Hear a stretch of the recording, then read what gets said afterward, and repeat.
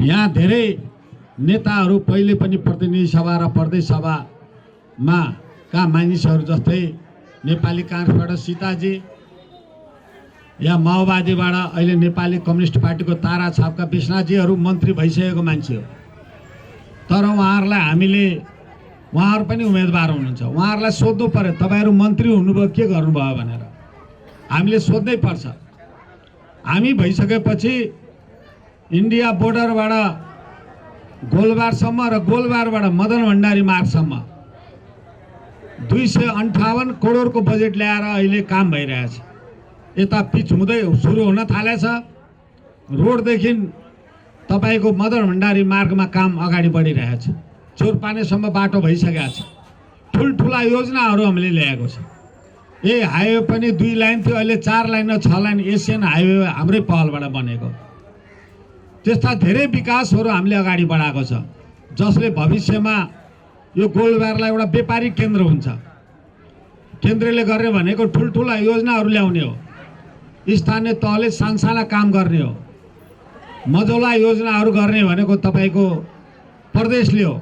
त्यसकारणले हामीले गरेका महत्त्वपूर्ण कामहरूले अरू पार्टीको तुलनामा हामीले धेरै ठुलठुला कामहरू गरेका छौं।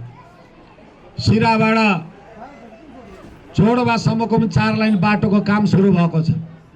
त्यस्ता धेरै कामहरू गरेछ। त्यसकारणले हामी घर घरमा गएर जनताको घर दैलोमा गएर एकदम शिष्ट तरिकाले भद्र तरिकाले हामीले आफ्नो कुराहरू जनताको सामने राखौं।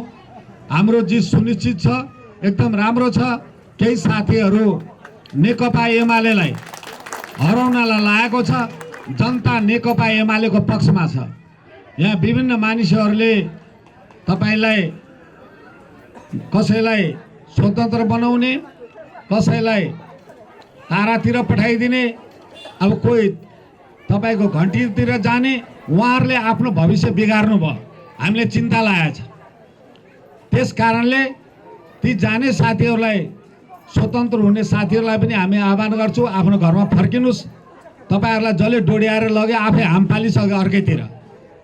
त्यसकारणले तपाईहरु आफ्नो घर फर्किनुस्। नेकपा एमालेको विजय सुनिश्चित छ। यसमा शंका छैन। हाम्रो प्रवेश हजारौं मान्छे भइसकेको छ। सिरामा पनि अस्ति 2टा वाडाध्यक्ष प्रवेश गरेका छ। सिरामा मात्रै 1000 हामीले प्रवेश गरेका छ।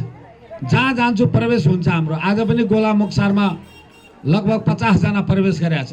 त्यसैले यसमा चिन्ता गर्नु पर्दैन। मात्रै हामीले घर घर गएर सूर्य चिन्हमा मतदान लिनको लागि तपाईहरुले जबसम्म निर्वाचन सक्दैन त्यसमा लाग्नु हुनेछ। त्यसको लागि म आग्रह गर्दै तपाईहरुबाट बिदा हुन चाहन्छु। धन्यवाद, नमस्कार, लाल सलाम।